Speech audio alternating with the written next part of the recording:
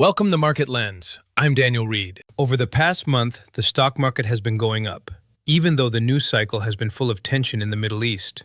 At the same time, trading volume has been relatively low. Now, normally that combination doesn't make sense. You would expect uncertainty to push markets down, or at least bring in heavy trading activity. But that's not what happened. So the question is simple. Why are stocks rising right now?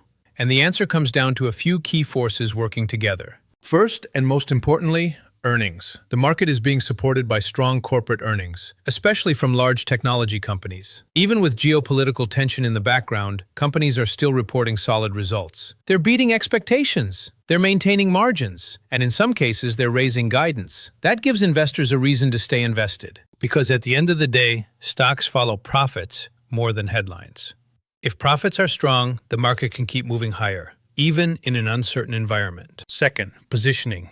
Before this rally started, a lot of investors were cautious. They were holding cash, they were underweight equities, they were waiting for a pullback. But the pullback didn't come. Instead, the market started rising. And when that happens, those same investors are forced to adjust. They start buying back in. Not because they're confident, but because they don't want to miss the move. This creates steady upward pressure. It's not driven by excitement, it's driven by repositioning. Third, the market's reaction to geopolitical tension. The key point here is that markets don't react to events directly. They react to how those events affect the economy. Right now, the main channel is oil. When tensions rise, oil prices move up. When tensions ease, oil comes back down. And as long as oil doesn't stay elevated long enough to damage growth or corporate profits, stocks can remain stable or even rise. So the market is not ignoring the situation. It's just saying that so far, the impact is limited. Now let's talk about the low volume. This is where a lot of people get confused. Low volume doesn't automatically mean weakness. In many cases, it means there aren't many sellers. And that's exactly what we're seeing. Retail investors have been cautious. Institutional investors were already light. And there isn't a strong wave of selling pressure. So even modest buying can push the market higher. Think of it like this. Prices move up not just because people are buying, but because fewer people are willing to sell. And right now, supply is limited. There's also a psychological element.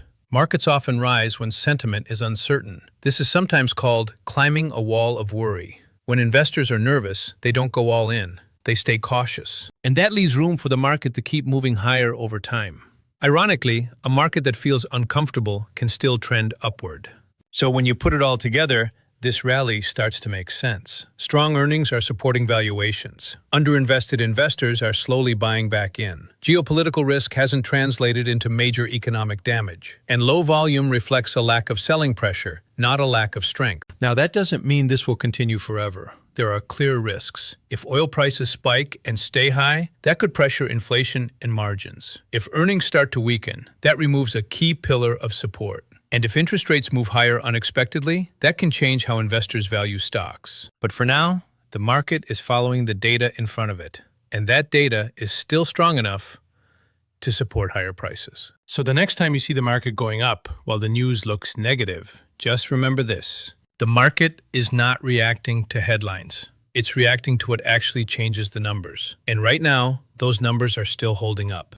See you next time.